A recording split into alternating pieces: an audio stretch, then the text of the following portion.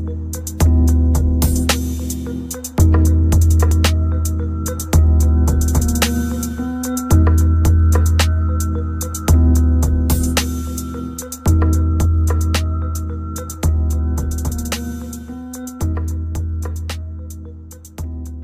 Morning students. अब तक हमने कोफैक्टर्स, सेकंडर्स और माइनर ये हमने पढ़ लिया था अब तक। आज का जो हमारा टॉपिक है और उसकी हेल्प से हमने एडजॉइंट मैट्रिक्स निकालना भी सीख लिया था।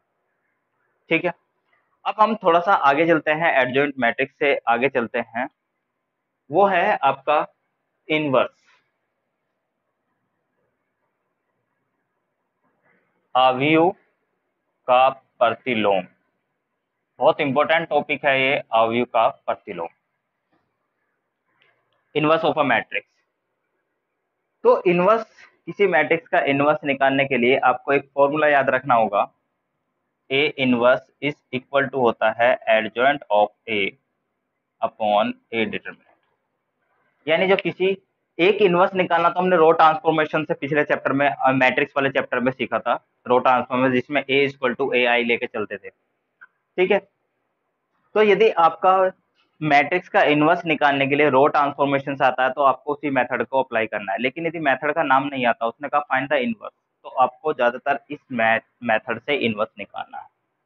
ये दूसरा तरीका, जैसे मैंने जब आपको वो उस मेथड से कहा था कि एक मेथड और आएगा आपका इनवर्स निकालने का, तो यदि मेथड का नाम नहीं आता, क्योंकि ये इजी है, उसमें हमें सोचना पड़ता है, थोड़ा कॉन्सेप्ट लगाने पड़ते हैं, तो आपको इसको अप्लाई करना है।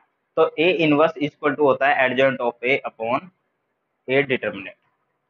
ये एक फॉर्मूला है, कैसे आया कैसे नहीं आया वो थ्योरम जो आएगी उसको बाद में कराया जाएगा। फिलहाल आपको देखना है ए इनवर्स निकालने के लिए आपको इन दो चीजों की जरूरत होगी, मैट्रिक्स का एडजॉइंट और डिटरमिनेंट।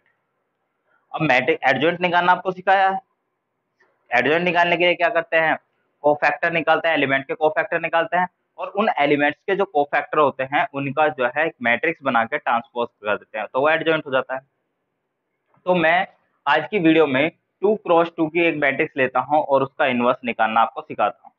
ठीक है, नेक्स्ट वीडियो में 3x3 की मैट्रिक्स लेकर उसका इनवर्स निकालना सिखाऊंगा। चलिए चलते हैं। सबसे पहले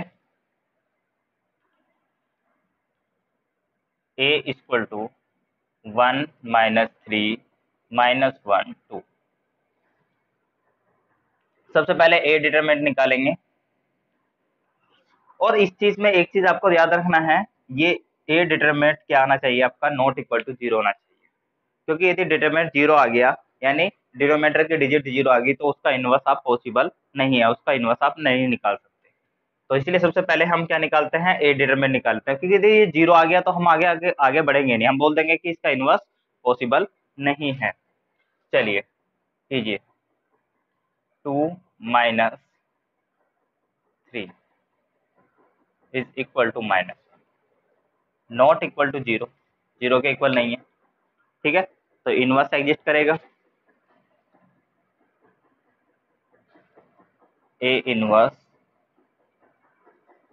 पॉसिबल। चलिए, cofactors of the elements of a matrix. हमें क्या करना है, कोफैक्टर्स निकालने हैं एलिमेंट्स के। ठीक है, अवयवों के सहखंडज।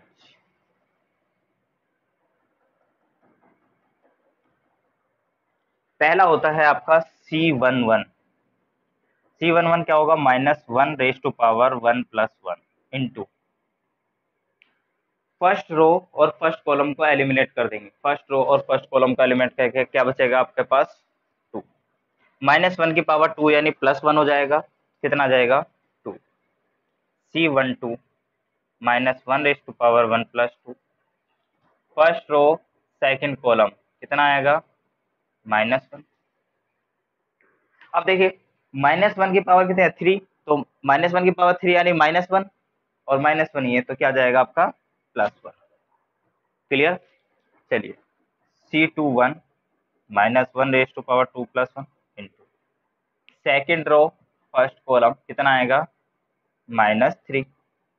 अब यहाँ से -1 की पावर फिर से 3 तो यानी -1 और -3 तो क्या हो जाएगा, प्लस के 3 हो जाएगा। C22 -1 raise to power 2 + 2, second row second column into 1 यानी 1। ये आ गया हमारे पास कोफैक्टर्स। क्या आ गया ये, कोफैक्टर्स। अब कोफैक्टर, अब हमें सब क्या चाहिए, ए डिटरमिनेंट तो निकाल दिया था, अब हमें चाहिए adjoint, adjoint of A. Adjoint of A क्या होता है कि जो आपके कोफैक्टर्स एलिमेंट की मैट्रिक्स बनेगी, C11 C12 C21 C22, ये जो मैट्रिक्स बनी इसका ट्रांसपोज लेंगे, वो हमारा क्या जाएगा, एडजॉइंट। ट्रांसपोज लेने के बाद में जो आएगा मीन्स 2 1 3 1, ये है आपका एडजॉइंट ऑफ। ठीक है, तो यदि वो एडजॉइंट पूछता है, देखो यहाँ से आपको क्या क्या क्लियर हो गया, यहाँ से आपको कोफैक्टर वाला टॉपिक क्लियर हो गया, एडजॉइंट वाला टॉपिक क्लियर हो गया।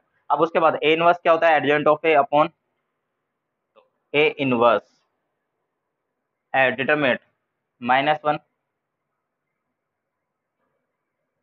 2 3 1 1 2 3 1 1, इसकी माइनस के अंदर मल्टीप्लाई कर दो क्योंकि थोड़ा सा अच्छा सीन लग रहा है बाहर अकेला। -2 -3 -1, ये है आपकी 2x2 मैट्रिक्स का इनवर्स। ठीक है स्टूडेंट, ये आपको टॉपिक क्लियर हो गया होगा। मिलते हैं नेक्स्ट वीडियो में 3x3 की मैट्रिक्स के साथ में। Thank you.